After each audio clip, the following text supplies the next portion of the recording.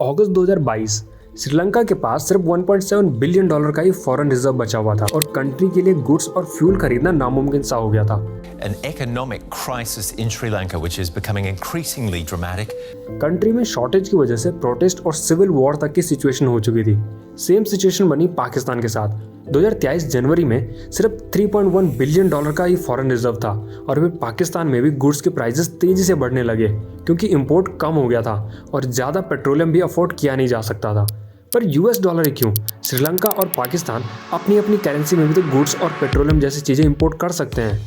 US dollar होना ही क्यों ज़रूरी होता है? और जैसे India, China, Japan, Switzerland, Taiwan, Germany और मोस्ट ऑफ द कंट्रीज के पास billions of US dollar reserve होते हैं, पर कंट्रीज फॉरेन करेंसी रिजर्व के नाम पर मोस्टली यूएस डॉलर ही रखते हैं क्योंकि उसी से वो एसेंशियल गुड्स और स्पेशली पेट्रोलियम खरीद सकते हैं जो उनकी इकोनॉमी को चलाने के लिए बहुत ज़रूरी होता है। और कई सारी कंट्रीज सिर्फ यूएस डॉलर में ही ट्रेड करना प्रीफर करते हैं क्योंकि वो मोस्ट स्टेबल और ट्रस्टेड है। यूनाइटेड स्टेट अपनी करेंसी के दम पर पूरे वर्ल्ड की इकोनॉमीज को कंट्रोल करता है। It's like a weapon. पर यूएस डॉलर हमेशा से इतनी पावरफुल करेंसी थी नहीं।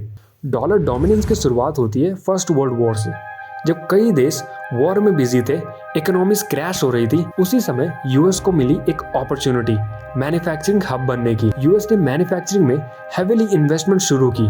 जो एक्सपोर्ट्स 2013 में 2.4 बिलियन डॉलर थे, वो सिर्फ 4 सालों में ही लगभग 3 गुना बढ़कर 6.2 बिलियन डॉलर हो गए, जिसमें मेजरली मशीन्स, ऑटोमोबाइल और मेटल्स थे। ये 6.2 बिलियन डॉलर कम लग सकता है, बट उस टाइम ये यूएस की इकोनॉमी के लिए अब तक का सबसे बड़ा बूम था। वेपन इंडस्ट्री को भी इसका काफी फायदा मिला। 1918 तक यूएस की फैक्ट्रीज के पास 35 lakh rifles, 2 crore artillery rounds, 63.3 crore pound smokeless gun powder और भी कई तरह के एक्सप्लोजिव आर्म्स लार्ज अमाउंट में जमा थे। सेकेंड टर्निंग पॉइंट था again world war 2। A state of war once more exists between Great Britain and Germany. और अगेन यूएस को मिली एक और अपॉर्चुनिटी यूएस डॉलर को ग्लोबलाइज करने की, यानी डॉलर अब ग्लोबल करेंसी बनेगा क्योंकि 1933 में यूएस में गोल्ड रखना इलीगल हो गया था। तो वर्ल्ड वॉर 2 के एंड आते आते यूएस के पास वर्ल्ड का 75% गोल्ड रिजर्व था। 44 कंट्रीज ने 1944 में एक एग्रीमेंट बनाया, ब्रिटेन वुड एग्रीमेंट, जो वर्ल्ड वॉर 2 के बाद के ट्रेड्स को आसान बनाने के लिए था क्योंकि इस टाइम तक वॉर की वजह से इकोनॉमीज क्रैश हो रही थी, जिससे ऑलमोस्ट हर कंट्री की करेंसी भी लगातार गिर रही थी और ऐसे में इंटरनेशनल ट्रेड्स के लिए एक दूसरे के साथ करेंसी एक्सचेंज करना नामुमकिन था। बट क्योंकि यूएस एक स्टिल स्ट्रॉन्ग इकोनॉमिक पावर था, तो यूएस डॉलर में ट्रेड करना ज़्यादा सही था और यूएस ने इस बात की भी गारंटी दी कि कंट्रीज यूएस डॉलर के बदले उनसे गोल्ड खरीद सकते हैं, जिससे अगर यूएस डॉलर कभी क्रैश हो भी जाता है तो यूएसए से डॉलर के बदले गोल्ड तो खरीद ही सकते हैं। ये तो ट्रेड्स की बात थी, बट इससे कुछ साल पहले ही मिडिल ईस्ट में ऑयल का प्रोडक्शन लाइट में आ रहा था और सऊदी अरेबिया, जो करंटली वर्ल्ड का लार्जेस्ट ऑयल एक्सपोर्टर है, उसके यहाँ भी ऑयल के रिसोर्सेज मिलने लगे। बट प्रॉब्लम ये थी, मिडिल ईस्ट उस टाइम ना ही इतना रिच था और ना ही एडवांस, और यूएसए को ऑयल की वैल्यू काफ़ी अच्छे से पता थी। तो अमेरिकन कंपनीज ने सऊदी अरेबिया में ऑयल रिफाइनिंग के लिए डील्स करनी स्टार्ट की क्योंकि उनके पास टेक्नोलॉजी, सप्लाई चेन और ईजी मार्केट एक्सेस था। और इसी टाइम मिडिल ईस्ट में कॉन्फ्लिक्ट शुरू हो गए, जिसमें मेन था इटली।